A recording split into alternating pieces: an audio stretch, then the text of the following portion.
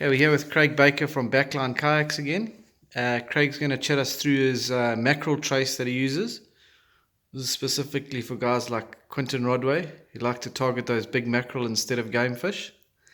Craig uses this little mackerel trace for catching bait, and the nice thing about the trace is that it's specifically set up mostly for mackerel, but if like a little toothy creature like a shad or something comes and has a chow, the line is thick enough so that the shad's not going to chow straight through it like they do often on a Yuzuri, where you come back with a Yuzuri line without any hooks. Sure. So Craig's just going to give us a little run through of how he sets this trace up. All right. What I'm going to use for this trace is it's any leader line really. You can use a standard leader line. You can use fluorocarbon, but the best is to use from a 0.75, either from a 0.75 up to 0.8, because what we're trying to avoid here is like as using the Yuzuri trace. And then sometimes you put your live bait are a bit scarce, and then you basically add a bit of sard or something to your Yuzuri hook, and then you get bitten off and you lose your bait. So with this trace, then you'll have a better hookup rates in collecting bait for the day. So even if you get a shad on the line,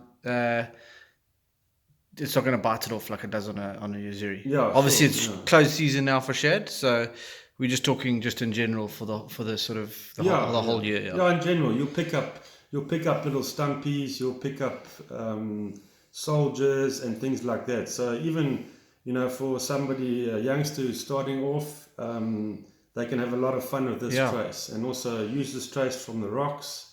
It's got a lot of applications and things. Especially in a place like, say, Vetchies, where if you can take the lighties out and go have a bit of fun catching some big mackerel and, like you say, some sand soldiers and stumpies and that. It's an ideal little trace for that day. Yeah, sure. Yeah, it's great if you're on a double ski with the lighty. If you're both fishing together and you just want to go out and have some fun, it's nothing serious, just a bit of fun for the morning, then this is the right trace to use. So we start off, we've got the 0.75 line here. It's a 28 kilo, 60 pound. So what you first, how the trace starts off, it's just a section of line about 1 meter long. And from there you can trim that off. So that would be the main line of your trace. It always curls up with its memory, which makes it a little bit tricky to keep it straight, but we'll get it right. And then what you want is 2 shorter pieces, about 200 long, and then on these. So basically, with this trace, you put 2 hooks on. 2 hooks, yeah. Is there a reason you don't put any more on, or? I think it just gets a little bit too tricky with too many hooks. Yeah. You've got we'd like to keep it simple, and when the mackerel are quite thick and you're pulling them in quite fast, it just makes it a lot easier. You don't have the 6 hooks getting tangled and making a big bird's nest in that. So that if that is your main line, we just leave a small section at the top, and then we put the first dropper loop just below that. So you take the 2 lines, you make a loop, take the 2 lines again, pull it through the loop. On a thicker line like this, you only need 2 times through the loop. We just wet the knot, pull it tight.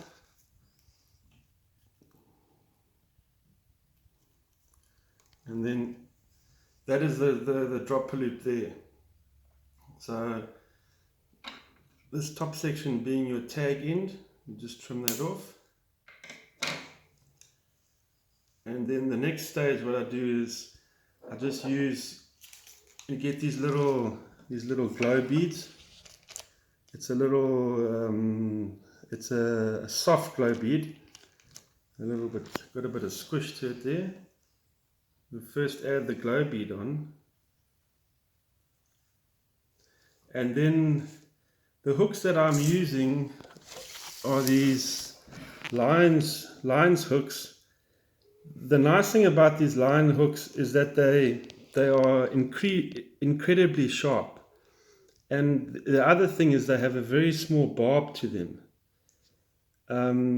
So what happens is you get a quick penetration with the fish itself, and it helps that, well, on the one side it helps that are not damaging your live bait, and then also if a fish swims away and you lose him, the hook is relatively cheap and it rusts away quite quickly, so you don't have fish swimming around with hooks everywhere.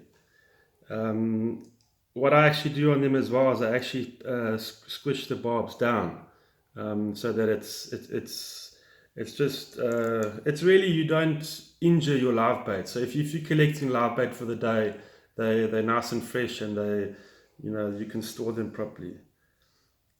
And then here we've just got a normal blood knot. We just tie the hook on.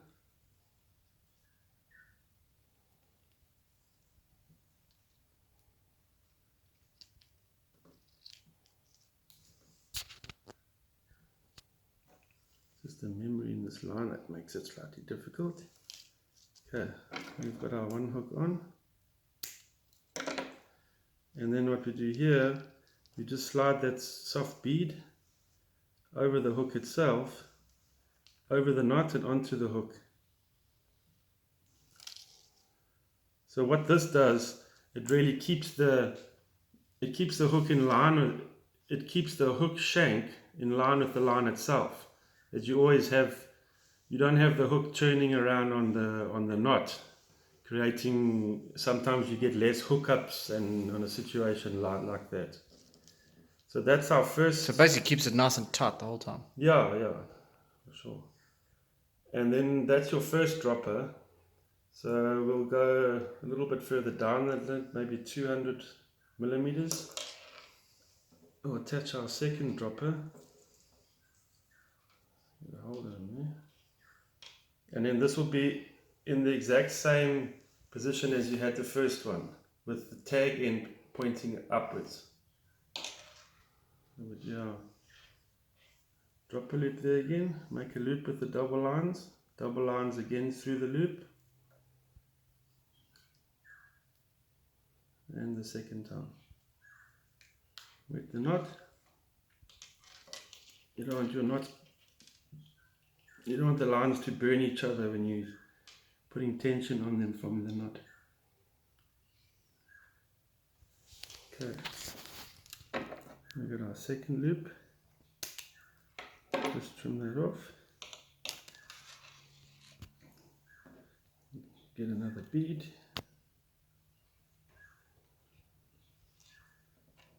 Another hook. These are a size 1 hook. I find a better size is actually a number 2, but the 1 or the 2s, whatever you can find, they both work great. Do you normally set up a couple of different sizes? So if the small hook's not working or the bigger hook's not working, you can just swap over? Yeah, sure. If you have different species around, if you're picking up a lot of mackerel and things like that, stick to this trace. Yeah. But if you find that you're getting bigger bites and you're not picking up the fish, then if you at home you pre-made a trace with a bigger hook, maybe it's like a 2-0 or 3-0 or something like that, then definitely shift over to that to that setup. We'll just trim that tag. And pull the bead over just be very careful here not to slip. Very sharp hooks. When you are doing this, just be very careful not to slip. Just get that bead on there nicely. And then again, same thing as the other hook. Got that straight. So if we get to there we have the trace now, the main line. with the two droppers. So then at the top of that, you just need something to connect the trace to your leader or your main line from your rod. Just a simple blood knot again.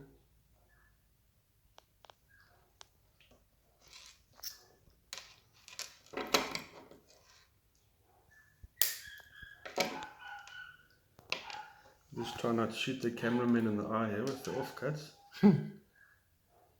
And then at the other end, I just do a little loop knot for the sinker, double up the lines, and then just go straight over the two, over, and then through the back. And on these traces, we normally fish quite a little bait stick or something like that, so we'll go for something light like a 2 ounce or a 3 ounce. Okay.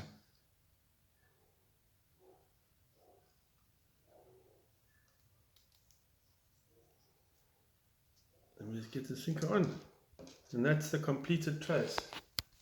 Should we just lie that down on the table there?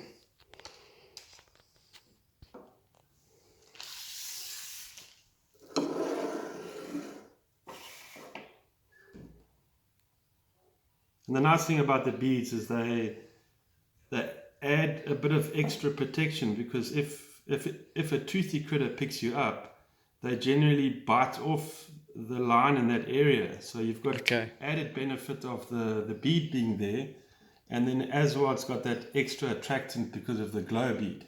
Of course. So sometimes if the mackerel are thick, they actually just pick it up as is, and they don't even need the bait on them. Okay, and you will normally put a little bit of Jap mackerel on the end, eh? Yeah. I prefer the Jap mac, as the Jap mac's, it's quite oily, and the skin of the Jap mac is quite thick, so it stays on the hook a lot longer. You know, you'll find with a normal sard, it gets bitten off quite quickly.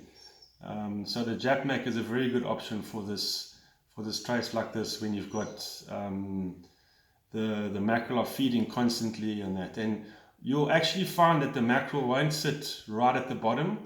When they do come into an area like veggies and that, they sit sometimes 1 meter, 2 meters below the ski. And with your polarized glasses on, you can see them feeding, and it's quite spectacular. You just drop it down there and you get your mackerel. And it's exhilarating for the lighties as well. Excellent. Great, thanks, Craig.